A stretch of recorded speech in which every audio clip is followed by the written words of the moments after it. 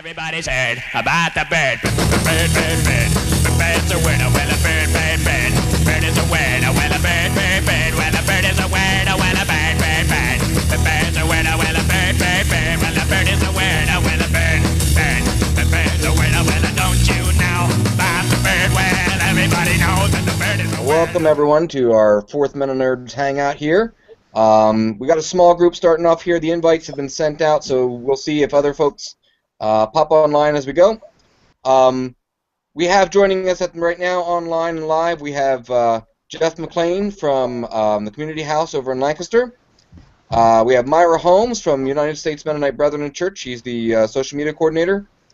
Christopher Gorton is one of our MennoNerd bloggers that will be popping in, just listening in here. And then myself, Rob Martin, a MennoNerds blogger and kind of the host and founder of this whole spiel here. So, welcome everyone. I see there's viewers watching us online. We've got some guys with the question and answer section over to the right. Just to let you guys know, those of folks who are watching via Google+, we do have question and answer opened up. So as we go through, as questions come up, if you come up with questions, go ahead and ask it by the fields to the right, and we will choose to answer questions at various points as we go. Those of you who are watching on YouTube, thank you very much for joining us, and glad to have you among us, and we hope that this is something you guys enjoy watching. As mentioned in the email and in the title of this particular Hangout, this is a discussion that we would like to have on denominations, specifically in this case the conventions and the conventions that go on with our denominations, the conferences that we have, and all those different kinds of things that go on, and to kind of help. I'm sorry, excuse me. To kind of help frame what we think we're supposed to be doing as the church in the emerging post-Christian world that we're living in right now. There were a number of questions that I sent out earlier. And welcome, Tyler. Thank you for joining us. Generally, the first question I'd like to talk about, and this kind of continues the conversation we had a couple months ago, is as denominations, we occasionally have large group conventions where we get together in a particular city for particular purposes and everything. And I would like to kind of explore what those conventions have done in the past, why we have them, and then walk from there into what those conventions may hold for us in the future. Should we still have them? What kinds of things we should be addressing there? I don't think we have anyone online right now who is particularly involved in organizing this stuff, unless Myra, and unless you are involved in organizing those things. I didn't think so. But I know there are a number of us who've been to those conventions, myself included. So I'm going to open the question out first to the folks online here. What do we do with denominations and denominational conventions in the past, and what are we doing with them right now? As I said, I'm going to kind of start off this conversation. I've been to several denominational conventions. My history with the Mennonite Church involves a lot on the leadership side of things. My mother was in leadership in the church, and we did a lot of different conventions. I've been to Illinois and Oregon and Pittsburgh and Bethlehem and just a number of different Mennonite conventions and at various stages in my life. And what I've seen happening in the past has been a lot of church polity, discussions of business of the church, of the denomination in general, of the different things that we do as a church, and at least for most of the ones that I experienced, not a lot on the spiritual side of things. That getting together as a convention and talking about the business and the structure and the organization of the church, it doesn't seem like there's a lot that goes on in these denominational gatherings that address really the mission of the church, formation of the church, and those particular parts of being the church. Something else that I have experienced in these denominational conventions has been there's been at least in ones that I've experienced in the past, there have been these resolutions we put out, statements made out as a denomination that make statements of current events, things that are going on within the country, around the world, national policy, local policy, and basically creating position statements as a denomination to say, this is how we as a denomination want to speak to this situation. Pittsburgh, 2011, we set aside resolutions for that particular meeting to focus more on formation of it as a denomination, to focus more on what we're supposed to be doing as a church. I think Phoenix this year, they had a little bit more of that policy and politics involved, but again, still not quite to the level as what has been done in the past. And so, in my experience, it seems that a church denominational meeting, while there is certain necessity for organization, it just doesn't feel quite right if they're not actually talking about what we're supposed to be doing as a church, how we're supposed to form, what we're supposed to be doing, how we're supposed to be interacting with society. We can spend a lot of time talking politics and talking internal politics and external politics, but what are we actually doing as a mission of the church? So that's my take on church denominational conventions. I'd like to throw this open to anybody else. If you just want to kind of wave your hand at your camera, and I'll focus the camera on you. I see a number of folks have joined us again. We've got Tim Nastig joining us down here, and Michael, all the way from Sweden. Welcome. Anyone else want to chime in on denominations and conventions and such? I can tell you what the U.S. Mennonite Brethren are doing. Okay. One of my roles with the USMB is as a reporter for our magazine, and so I have attended a number of conventions. We hold a national convention every 2 years, and we are preparing to hold one in summer 2014. And our emphasis over the years has changed a bit. We do very little of the polity, the recommendations, the business. We do some reporting so that the people who attend know what is happening. And then we are emphasizing more inspiration, I guess you'd call it, encouragement. Bringing in a speaker or a musician or something like that that is family friendly, encouraging people to bring their families, and hoping the whole atmosphere of the event will be encouraging and uplifting and kind of a shot in the arm. Go out and get them. So a little different than the emphasis of yours, I think, Robert. Yeah, sounds a little bit different. You guys recently had a conference like in the last year. We were talking to some more about your statements of faith and politics and such. Yeah, yes, we had our Board of Faith and Life hosted a study conference to deal with what we call Article 13 of our Confession of Faith. That's the one that deals with what it means to be a peacemaker. And we've been processing that now for a long time. And at the convention in 2014 this summer, our Board of Faith and Life will be bringing a recommendation for a revision to that article based on the feedback they've gotten over the last 18 months or so. And we'll be tweaking it a bit.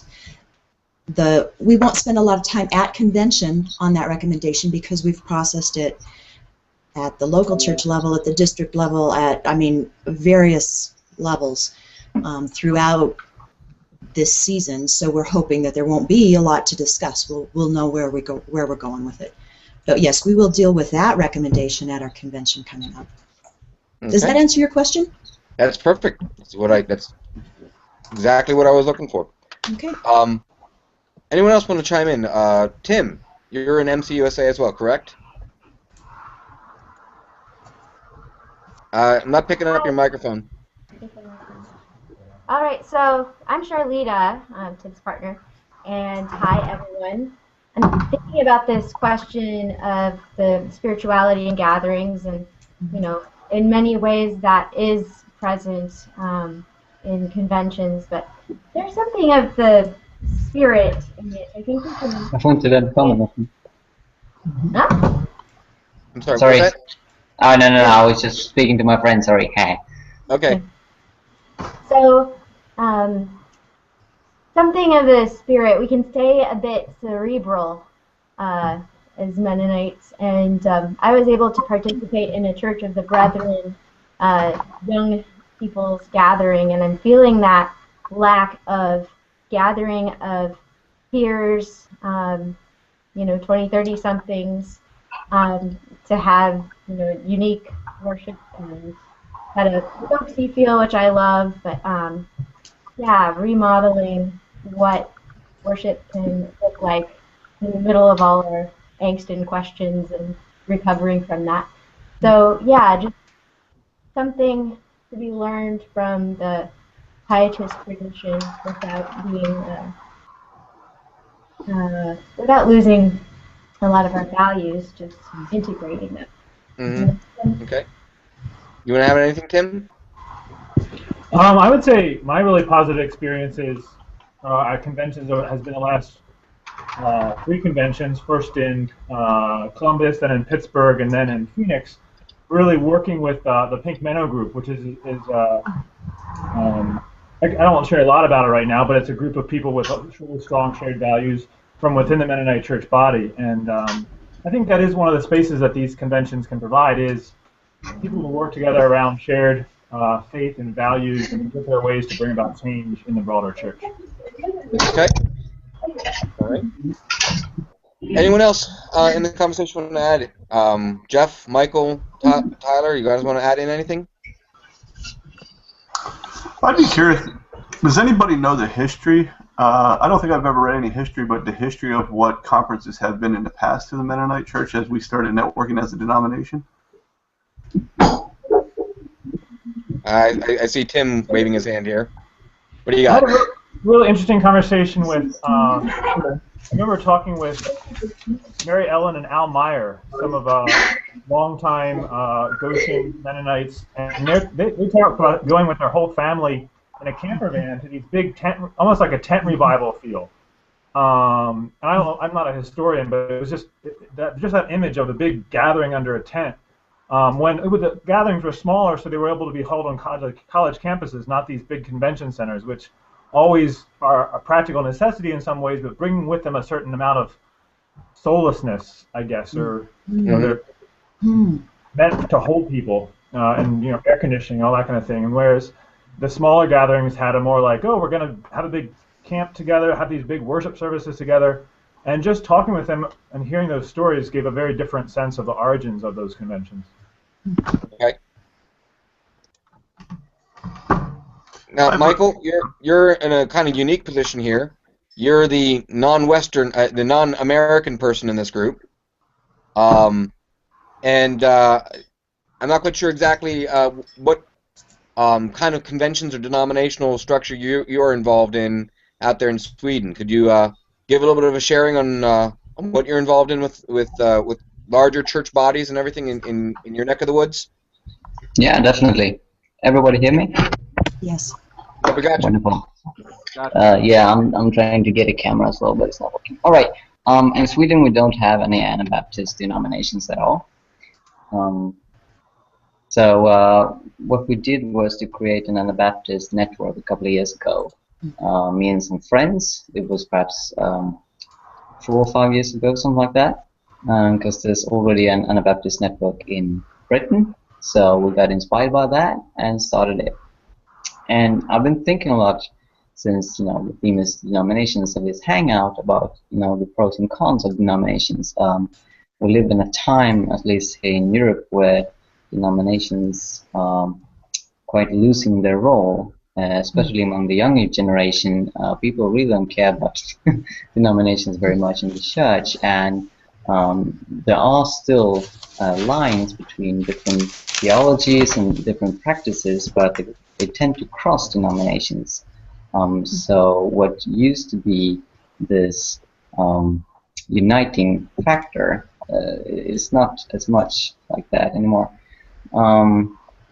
And the question is it good or bad if you want to promote Anabaptism to have a specific Anabaptist denomination, is the fact that we have a network and not a denomination good for the Anabaptist values in this country? And I don't know the answer to that. But what I've seen is that, for example, pacifism is quite common in the Swedish churches. I will not try to guess how many Christians are pacifists here, but there are a lot across all different social denominations, and that's not only caused, of course, by our Anabaptist network, but influential theological leaders here in Sweden are inspired by that, and it could be caused that Sweden generally politically is more progressive than, for example, the United States. But I think it's really interesting, and I was so glad to hear a sermon at a big Christian youth festival a couple of years back, which is hosted by a charismatic church, and the sermon was clear pacifist message, and it has impacted a lot of the younger generation. So that were my initial thoughts on this topic. Okay, so there's not really an Anabaptist denomination of sorts in Sweden, but there is this Anabaptist network of Sweden. Do you guys get together a little bit more? Do you get together in larger groups, or is it still just more along a very loosely formed network? It's very loosely, and it's quite small as well, but it exists. And we have published a few books by Stuart Murray, the leader of the Anabaptist network in Britain, and try to inspire different forms of church leaders, but it's still very loose and quite small. We met a couple of times. Okay. Well, thank you. Tyler, I know you have been working with some folks on trying to build some kind of network structure as well among on a broader Anabaptist perspective. You want to share a little bit about what you're talking about with that? Yeah, so across the country, independent of one another, there's been a lot of movement towards communication, sharing of ideas, learning from each other in the context of Anabaptist and Neo-Anabaptist movement. So it was of particular interest to me, so I started reaching out to people, and I discovered that other people were doing the exact same thing. So we started a conversation, and it's just been exactly that. I mean, there's been people from the greater Chicago area that are kind of post-evangelical, that are associated with the Missio Alliance, who identify as Neo-Anabaptist. Myself, having grown up as an evangelical in the Southern Baptist Convention and coming out of that into Neo-Anabaptist ideology and theology. Then, of course, I mean, it's just all across the spectrum. I mean, whether it's from a liberationist bent that I happen to be particular to, as well as Tim, to others that are planting churches in the East Coast and on the West Coast. So the hope was to try to build a network that was very similar to what Stuart Murray and the UK Anabaptist Alliance network was doing, over the last 15 years or so. So I have a lot of high hopes for it. I think it's something that can be para-denominational, and I like to use the term para-denominational because it can work alongside within for denominations while not having the red tape of the denomination. So it's just it's something that somebody could be a part of without feeling that they have to be in a denomination, but they can also reap the benefits of what each denomination is good at. So, for instance, if one denomination excels at church planning or at Christian education or publishing or what have you, there's no need to reinvent the wheel. If there are Anabaptists and Neo-Anabaptists that are in network with one another, then why not plug what one is looking for into something that a denomination is very good at. And if there's a need somewhere, if there happens to be something that none of our denominations are good at, perhaps we can communicate and work towards filling that gap with with something of value. So that's kind of the big meta-narrative picture there. So a lot of excitement, and we've had a lot of people come into the conversation, and I hope that it continues. All right. Well, one of the things that we talked about in our last conversation about denominations is one of the good things that denominational structures bring to the conversation has to do with forming around common values and common ideals. I mean, the reason why you have Mennonites and why you have Lutherans and why you have Reformed, other than some of the historical nastiness that goes along with those particular structures, is that there are certain common ideas and common confessions that these different groups gather around. So there is some sense of that going on with denominations and denominationalism. But we also talked about, as Tyler was pointing out, a need to be able to go cross-denomination, para-denominational, and be able to build ministries and build relationships so that people can communicate across those boundaries. So on the lines of the larger gatherings, conventions that denominations have and larger groups have, for example, in about a month, Eastern District Conference and Franconia Conference are having a joint assembly, our annual meeting, to get together. And again, as a conference assembly, it's going to be primarily business, primarily budget and how these churches are doing and how we're going to handle certain structures or certain questions of a conference-wide concern that we're going to be dealing with. But I'm wondering if there needs to be more of the kinds of gatherings that it seems like we're hinting at here. Tyler hinted at gatherings that are para-denominational and cross-denominational, where we get together and talk about things. Tim mentioned the gathering within a gathering with Pink Menno, and gathering together around a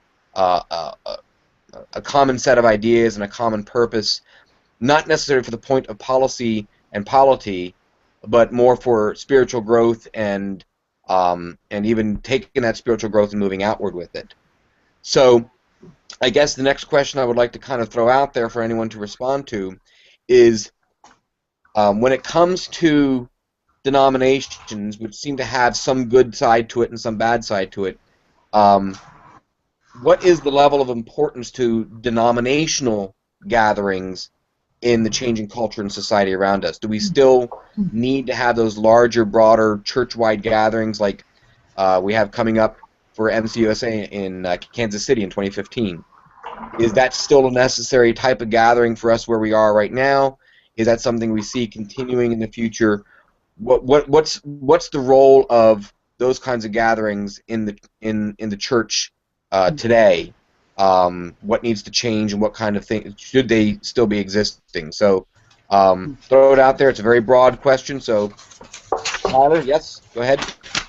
Sorry, didn't want to jump in too quickly, but as I was hearing there, I was just thinking, good, bad, or indifferent, as long as there are rules that can be amended and people's lives are affected, as long as there's wealth and a distribution of wealth in our denominations, we'll always have a need for denominations. So it's kind of a self-fulfilling prophecy. In other words, you mentioned Pink Menno, and just as a brief example of Pink Menno, although there was an opportunity at the conferences to get together, and there was worship and there was networking, at the end of the day, they were there for a polity issue. And as long as conferences, as I was hearing there, I was just thinking, the most common one is going to be, the distribution of wealth, whether it happens to be towards education or planting churches, what have you.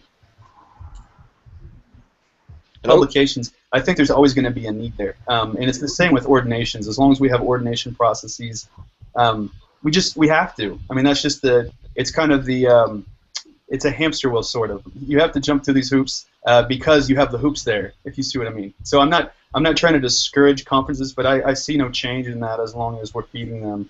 I think they're going to be just as active in post-Christendom. Okay. Anyone want to add to this?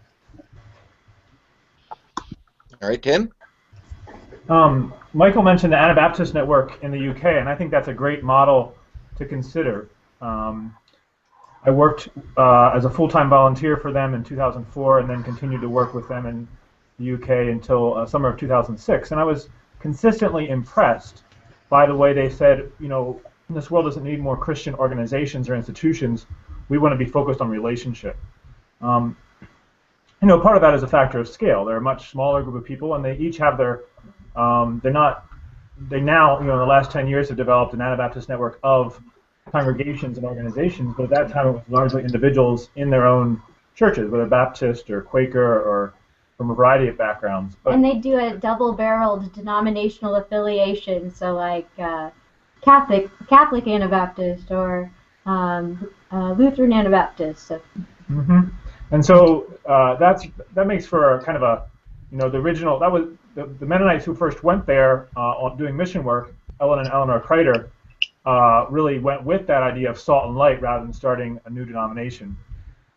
And so I think it's an interesting example, especially because that's where some of this, the post-Christendom writing has come. The Anabaptist Network started focusing while I was there on publishing books around Christendom. So you have Politics After Christendom by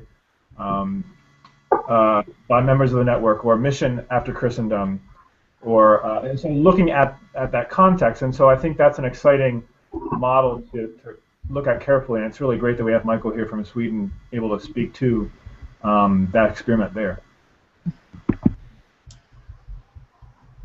Anyone else want to join in? And again, those of you who are watching that are not actually in the video call, they do have the question and answer session open on the side, so you can throw up any questions you want to, and we'll bring them into the conversation as well. Yes, Jeff? The thing we have to remember is our denomination in MCUSA is a well-oiled machine. And as long as a denomination stays as a machine, we need these conferences as a way to continue our board meetings and make the votes pass on how to keep a machine alive. It keeps people indoctrinated with the identity of a company, and it keeps the idea that the machine is needing these meetings to refuel itself. So maybe the bigger question is there a future for our denomination if we want our conferences to be more meaningful? Okay, that's a good question. I mean, just kind of thinking about that. I mean, there's two conferences going on right now that are getting a lot of press. There's the Act Like a Man conference with Mark Driscoll and the Strange Fire conference with MacArthur. MacArthur. Yeah. I hear you. But I mean, that goes beyond denominations itself. If I'm reading them correctly, those aren't denominational conferences. They're conversations around an idea. Are they conversations, or are they in top-down conversations? That's an interesting perspective. They're more top-down. Here's what we believe, and we're going to try to indoctrinate everybody into this line of thing. Not as much a conversation as an indoctrinational session. That's a good point. The root word of conversation being to convert. That's, you know what I mean. So yeah, I don't see them being bendable. Yeah. So I mean, it seems that even outside of the idea of denomination, there seems to be this need to gather as large groups to talk about things, and I think those kind of conferences that are going on right now seem to.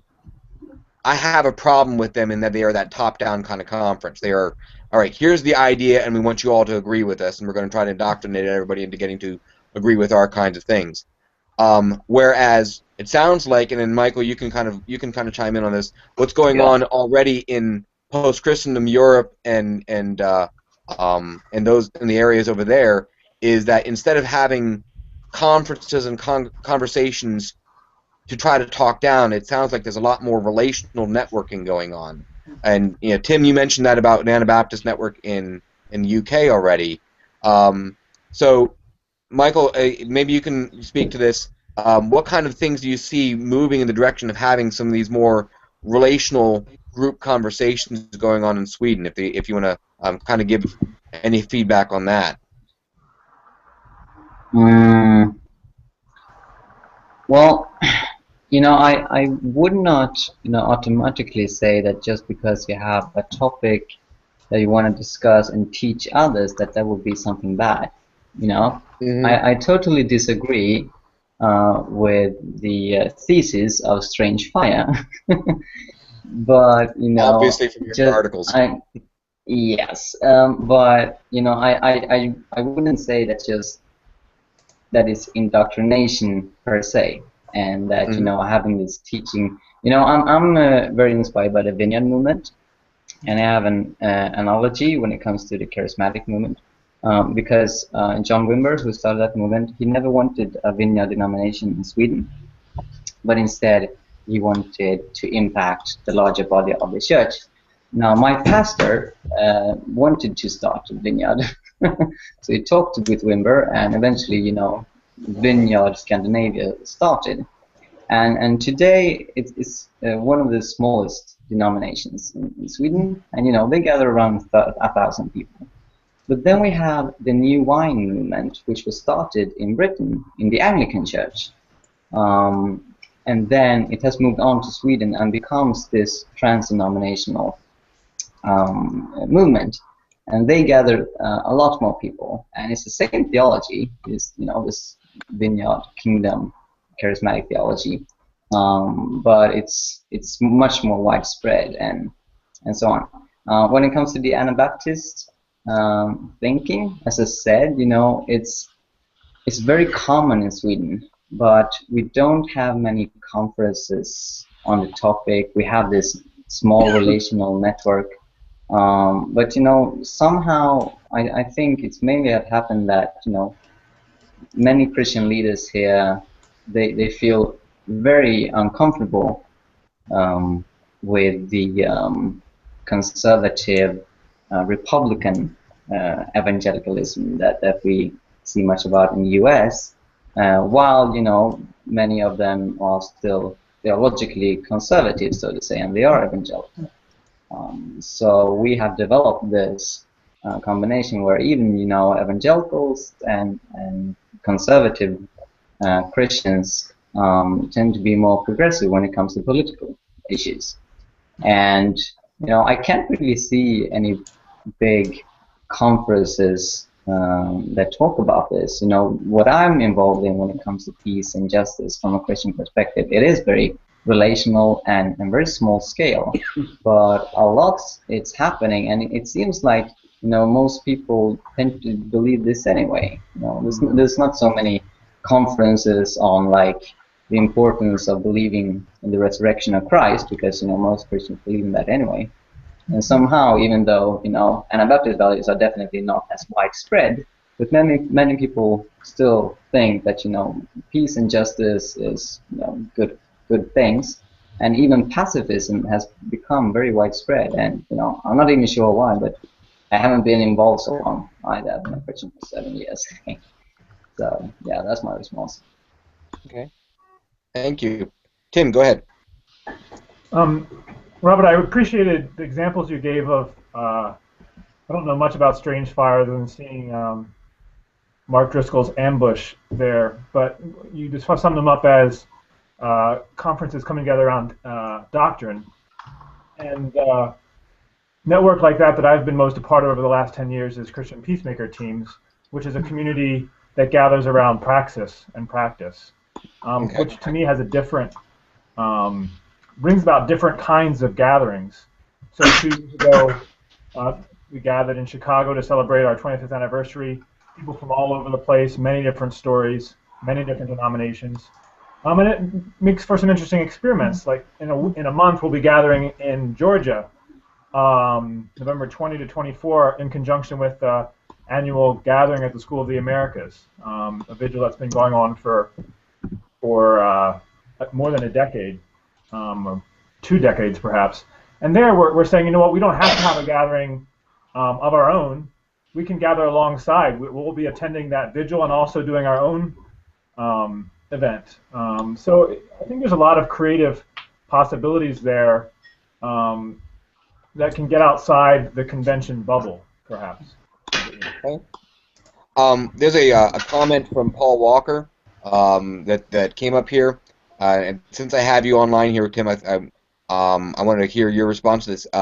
He just moved to England about 2 months ago, and it's not a question but a comment about that he's really pleased to hear about the Anabaptist network in the UK. Can you give a little bit of more about how that network works relationally, about how they are networking together, what kind of communication structures or anything like that they have going on? Because that's obviously of an interest for him, but I think it might be a model for moving forward for stuff here in the United States as well. Yeah, it's funny. This is the MennoNerds gathering. So one of the major ways I got involved back in 2004 was building Anabaptist Network, AnabaptistNetwork.com, I think, or .co.uk. I don't have it on the top of my head. But one of the tools we built at that time was a map of the study groups around the UK. So understanding that our communications online can facilitate local gatherings. So those were, in Bristol, in York, in London, or different parts of London, just where people got together once a month to study together, to build relationships. And then every 2 years ago, probably twice a year or so, there would be national gatherings as well, where people would, usually 30, 40 people would get together at a retreat center and just, connect with one another. And that was also right during the transition from having a journal, Anabaptism Today, that was published in paper form, to moving to books and more online focus. And so they've worked hard to try to adapt. And also, Noel Moles and Stuart, who you already mentioned, have both made efforts to figure out how can we share this model across the Atlantic. So we helped organize a speaking tour for Noel, including going to the Mennonite Convention this past summer. And so those are ways that vehicles they're using to build those relationships and try to adapt. Yeah, what would you add, Charlene? Just a Menno-nerdy tidbit that Noel Moles helped to come up with the title Naked Anabaptist. Yeah, I think it's worth saying a word more about Noel, because his approach is really interesting. It's just called Workshop, and he's been running it for 30 years with a group of other Anabaptist-minded folks. It doesn't consciously label itself Anabaptist. I sometimes jokingly refer to it as crypto-Anabaptist. Subversive Anabaptist. And it's really a lay discipleship course that happens on a year cycle, and that's, again, adapted over the years. But Charlene and I both participated in it. Monthly gatherings, extended weekend-long studying, homework assignments in between, small group gatherings within that, and then going through a kind of pretty comprehensive collection of thought and resources on areas of ethics, the broad story of Scripture, and church and worship practices. I think there might be a fourth one, but yeah. And that they didn't even, say here you have to join anything. Lots of those folks were just part of their own churches and never even joined up with the Anabaptist Network. But they went away with a sense of not just what is the right doctrine, but how do we live, the ethics and the discipleship that are at the heart of Anabaptist practice. Very cool. Thank you. Myra, I wanted to bring you in here for just a second. We're doing a lot of social networking and everything like that with the Google Hangouts. Twitter has been one of the ways that we as MennoNerds actually got started in the first place and everything. So there's the big physical gatherings that we have, and you said you've been a reporter in them, but you're also the social networking coordinator for U.S. Mennonite Brethren. How do you see that relating to how denominations confer with each other, how we communicate ideas, how we share practice and praxis with each other? Do you want to give some information on that? Because that seems to be also what's been going on in the UK and what's been going on in Sweden and other post-Christian areas. So can you share a little bit more about your experiences in that? How about something like the MennoNerds? we could hang out online together and talk. I think our social media efforts have concentrated more on bringing we're a small group and we're very scattered. We have churches in North Carolina, in Montana, in South Texas, in California, and we're very diverse ethnically. We're very diverse theologically in some ways. And so it's very important for us to just connect. And so our biennial gatherings are partly just that relational connection. The conversations that happen over the coffee break, I think, are just as important as anything that happens in the formal meeting. And I think our social media serves that function as well, just a way that we can connect across geography and across. We're not as good across the ethnicity yet. We'll get there. So it serves as a tool within our denomination for that. Outside, we're still exploring. You know, I think MennoNerds is a great start at that. A great way we can talk to each other and learn from each other. Excellent, thank you. You're waving your hands down here in the corner. Do you have something to say? We're just appreciative. All right, gotcha. Jeff, you're doing things a little bit differently down there in Lancaster with intentional community, with the community house, some of the other things that you're doing down there. Again, thinking we've got a denomination, you're involved sort of with MCUSA and with being a pastor and everything, but you're also, I mean, you mentioned that the symposium you had with Mark Steenwick this past weekend actually brought in some atheists, some young, some old, some agnostics, a whole different kind of mix of people coming in. So can you share a little bit more on your experience on that and how that relates to this kind of new idea of thinking relationally about our gatherings? Yeah, that's a deep question, I think, just to answer off the cuff. But I believe in creating conversation, and as part of the community house, one of the things that we say is we believe in the power of story. And so we say we're becoming intentionally creative about the way we live in our neighborhood and the way we create conversation in our city. That's kind of our tagline. And so what works for us is just how relational we are. I don't know if that works on such a national and international scale for networks. I think with gatherings like this, they are important. The conversation we had with having Mark in town was important. We've done other ones with other authors and topics. I think what it is what makes MennoNerds and what makes the community house work and the Anabaptist Network is everyone has an equal voice. And maybe we need something to serve as a great equalizer within a larger picture. But I think there's power in where people can walk into an event or a meeting and feel that they are able to share what the Spirit's put on their heart and what God's made them passionate about. I've never attended a larger gathering much more than I've had to out of being asked to be part of something. But if I didn't make Pittsburgh, I didn't make Phoenix, because I don't play well with politics, and I see the power of these events for networking. You know what I mean? Even in Mark's event, and I apologize to Mark, because as we had him in town, I felt like I was in the back, like shaking people's hands that were constantly talking during the same time as Mark to me, like introducing themselves to me. So there is power in everyone gathering, not only for conversation, but be able to network and sharpen each other. So yeah, I don't see the need to cancel the idea of national and international gatherings of community and conversation. It's probably just a way of becoming more, as we say, intentionally creative about them, and where everyone feels equal to share. I think that idea of multi-voice gathering, I think that's an important thing. I'm hearing that kind of across the board here, of people wanting to be able to have conversations where everyone can speak, everyone can have a voice, everyone can actually have a means of participation. I think I heard Tim, that was one of the things that came out of the Pink Menno involvement, at least with Phoenix especially, that there was a moment there, if I remember correctly from the articles that I read coming out, there was a moment there where Pink Menno actually did, for a time, have a voice there.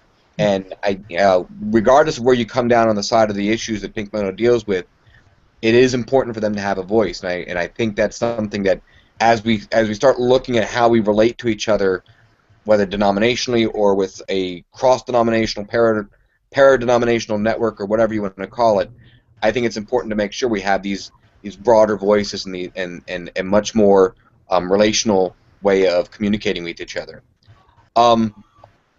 Yeah, Christopher Gordon over here just throws up on the chat that more than just equal voice is the idea of even a lack of control. We brought up the topic of the Strange Fire Conference and the Act Like Men Conference, and there was very much a level of control there where they controlled the conversation, whereas what we're aiming to do with our MennoNerds blogging network and what we're trying to do there, and what I'm hearing a lot of the rest of you talking about, is reducing the amount of needing to control the conversation and letting the conversation happen, letting people have a voice and letting people talk.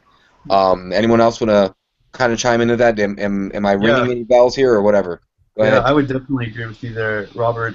It's about empowerment. It's about enablement and agency for people. I mean, because, and I think especially in a post-evangelical, post-Christendom America, I think those who have been brought up in the church have been brought up in a hierarchical manifestation of the church. It's just inescapable in the United States.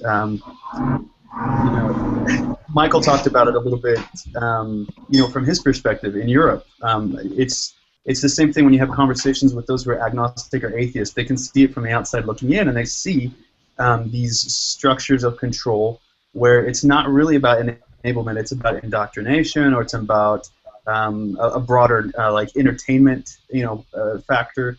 And even though it may be ideological, the participation is very limited. So I think as long as Anabaptism, if you will, as long as we're focused on enablement and affirmation of people's gifts and agency, then the only one that's in control is the Spirit. And all we have to do is be sensitive to the movement of the Spirit and participate. I mean, that's really it. And it's a beautiful thing to see.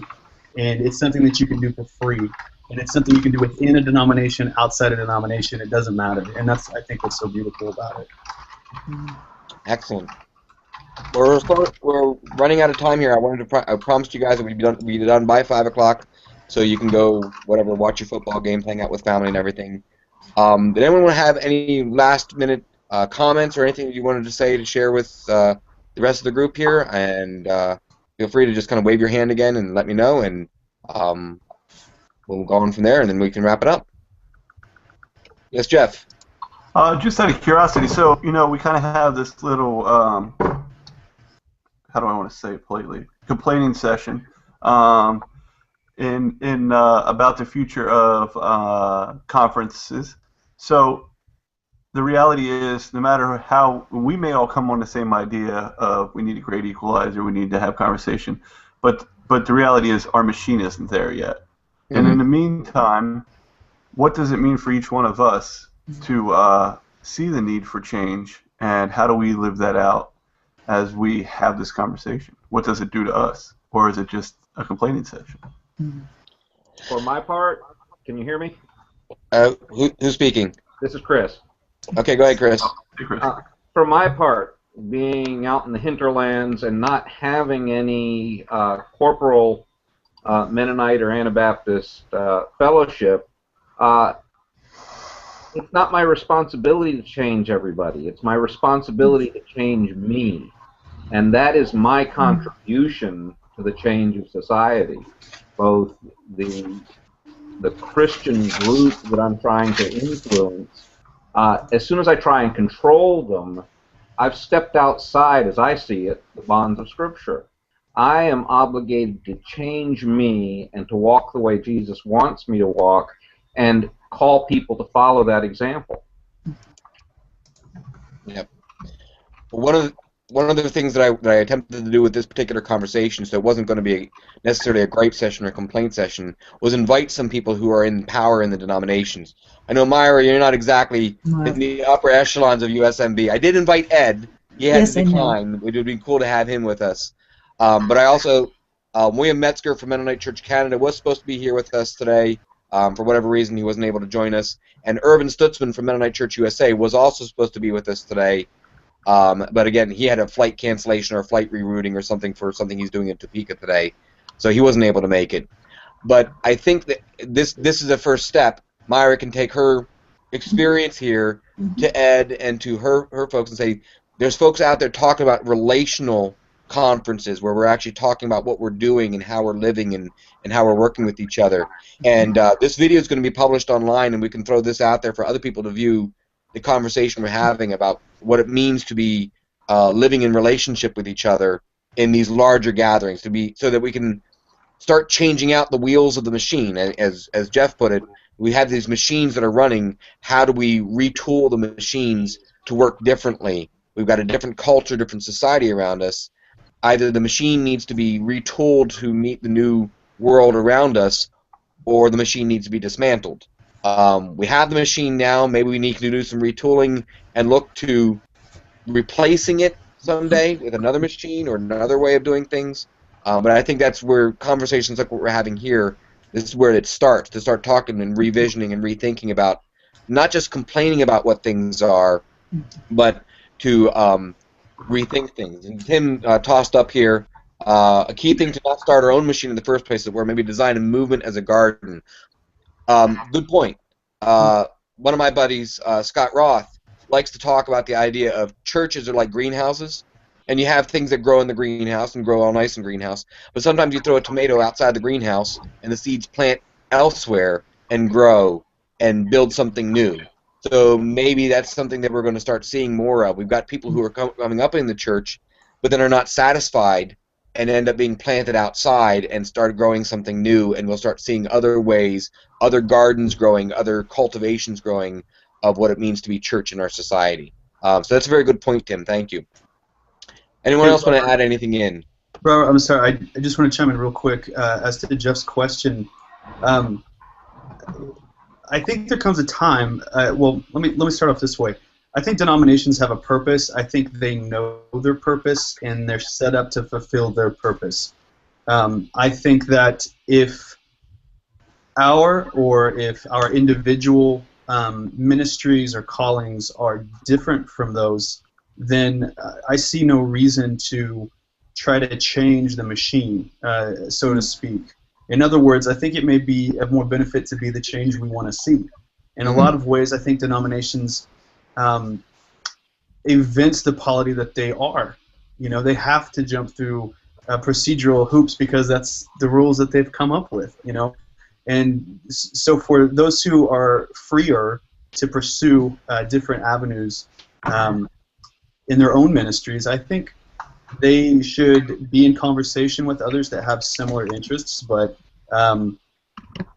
I personally, I see no benefit to try to dismantle the wheels, lest they be unjust or hypocritical. But as for myself, and I know I'm just speaking on my own behalf here, I think it really comes down to, you know, what are you going to do on your own? How are you going to network on your own? How are you going to move in your own ministry the way that you think it should be done? And then call others to join you. You know, like you said, I mean, we don't have to go out there and construct more, you know, gardens. We just have to plant. You know, we don't have to make more you know, houses. We just need to live where we are. You know, and I think that comes with a whole new set of responsibilities, and you don't have to pay the rent. You know, so maybe if we were more free and we could network in that capacity, then we could have conversation about similar interests instead of just dismantling the things that we disagree with. All right. Well, we are out of time. Thank you, everyone, for participating in the conversation. I appreciated it. It really did. And it, again, expanded on the ideas we started in our last conversation. And hopefully we can continue having these kind of sessions together. We're hoping to have another one of these hangouts sometime in the near future. Different topics, different ideas. I'm open to whatever other ideas or topics you guys want to throw out there to talk about, and we can throw something together and schedule it. So again, thank you very much for hanging out, and have yourselves a good rest of the day. Thank you. Thanks. Thank you very much. Robert. Thank you. Yep. Goodbye. Bye. Bye-bye. Farewell.